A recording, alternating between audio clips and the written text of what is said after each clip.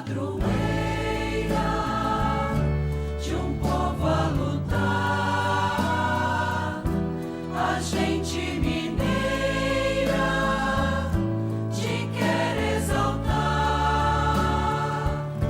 não só lá na serra, tu és. Amado irmão, amada irmã, saúde e paz com muito apreço. Percorrendo esse caminho do mês de setembro, mês da Bíblia, abramos o nosso coração para esta experiência bonita de acolher diariamente, como agora, aqui na comunidade orante, ao redor da amada Mãe Maria, a palavra santa de nosso Deus.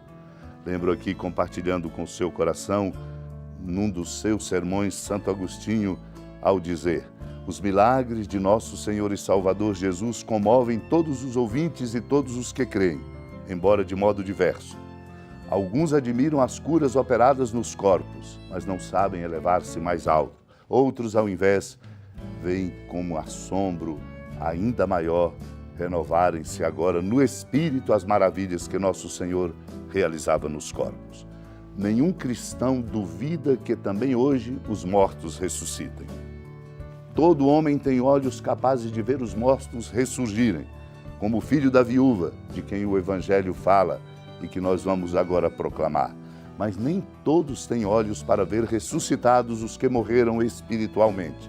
Só aqueles que já ressurgiram em seu coração conseguem percebê-lo. É maravilha mais estupenda ressuscitar um morto para a vida que desconhece o caso do que ressuscitar alguém que de novo há de morrer. A ressurreição daquele jovem em Naim enche de alegria a mãe viúva. A ressurreição espiritual de seus filhos alegra cada dia a mãe igreja. Aquele estava morto no corpo, estes na alma. Do primeiro chorava-se visivelmente a morte visível. Da morte invisível dos outros ninguém se ocupava, nem se dava conta. Naquele tempo, Jesus dirigiu-se a uma cidade chamada Naim. Com ele iam seus discípulos e uma grande multidão. Quando chegou à porta da cidade, eis que levavam um defunto filho único, e sua mãe era viúva. Grande multidão da cidade a acompanhava. Ao vê-la, o Senhor sentiu compaixão para com ela e lhe disse: não chores. Aproximou-se, tocou o caixão, e os que carregavam pararam. Então Jesus disse: jovem, eu te ordeno, levanta-te. O que estava morto sentou-se e começou a falar, e Jesus o entregou à sua mãe. Todos ficaram com muito medo e glorificavam a Deus, dizendo: um grande profeta apareceu entre nós e Deus veio visitar o seu povo. E a notícia do fato espalhou-se pela Judéia inteira e por toda a redondeza. Amado irmão, amada irmã, Deus se faz presente na vida de cada um de nós, nas circunstâncias concretas de nossa vida, nas nossas lutas, nos nossos sofrimentos e na dor de nossa morte. Assim foi quando Jesus estava lá em Naim, com os discípulos e acompanhado de grande multidão, e na porta da cidade, eis que levavam um defunto filho único, e sua mãe era viúva. Portanto, circunstâncias dolorosas, o que restaria a uma mãe viúva e que morre o seu filho único? Ao vê-la, o Senhor sentiu compaixão. Deus tem compaixão de nós. Por isso disse a ela: não chores. E aproximou-se do caixão. Os que o carregavam pararam. E Jesus diz a palavra que diz a cada um de nós, para mostrar que nós precisamos, de fato, reaver a nossa vida, a vida perdida, sobretudo na força da espiritualidade. Jovem, eu te ordeno, levanta-te. E o que estava morto sentou-se e começou a falar. É na medida em que nós escutamos a palavra de Deus que nós saímos da morte para a vida. Jesus o entregou à sua mãe vivo. Todos ficaram admirados e glorificavam a Deus, reconhecendo que tinha aparecido no meio deles um grande profeta e que Deus tinha visitado o seu povo. Uma notícia que se espalhou para todo lugar. Espalhou-se para advertir-nos, amados e amadas de Deus, que é dele, na medida em que nós escutamos a sua palavra, que a vida nos é devolvida. A ressurreição daquele jovem enche de alegria a mãe viúva. Maior alegria é a ressurreição espiritual dos filhos, que alegra a Mãe Igreja.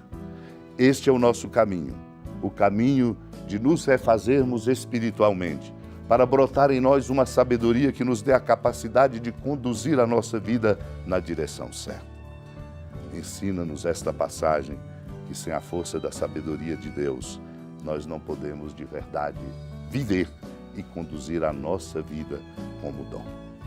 Supliquemos a Deus a graça de cuidarmos da nossa interioridade e de buscarmos a nossa ressurreição espiritual, para que, com qualidade e envergadura, nós possamos exercer a nossa cidadania e contribuir para levar a nossa sociedade a superar suas crises, seus percalços e os seus muitos descompassos. Supliquemos esta graça.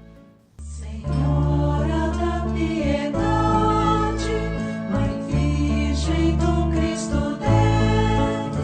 Lembrai-vos, ó piedosíssima Virgem Maria, que nunca se ouviu dizer que alguém daqueles que, tendo recorrido à vossa proteção, implorado a vossa assistência e reclamado o vosso socorro, tenha sido por vós desamparado. Animado com igual confiança, a vós recorro, ó Virgem das Virgens, e gemendo sob o peso dos meus pecados, me prostro a vossos pés. Não desprezeis as minhas súplicas, ó Mãe do Verbo encarnado, mas dignai-vos de as ouvir propícia e de me alcançar o que vos peço. Amém. Feliz padroeira de um povo a lutar, a gente mineira te quer exaltar, não só lá na serra, tu és esplendor de toda esta terra, também és fulgor. Amado irmão, amada irmã, com alegria da ermida da padroeira do estado de Minas Gerais, a Senhora da Piedade, que da sua casa de clemência e bondade nos acompanha e nos abençoa do alto da serra, magnífica arquitetura divina, a bênção de Deus, amor misericordioso, Pai, Filho e Espírito Santo, desça sobre sua família, proteja sua casa, sustente sua vida, fecunde o caminho missionário de nossa igreja, nos encha de sabedoria e permaneça conosco para sempre. Amém.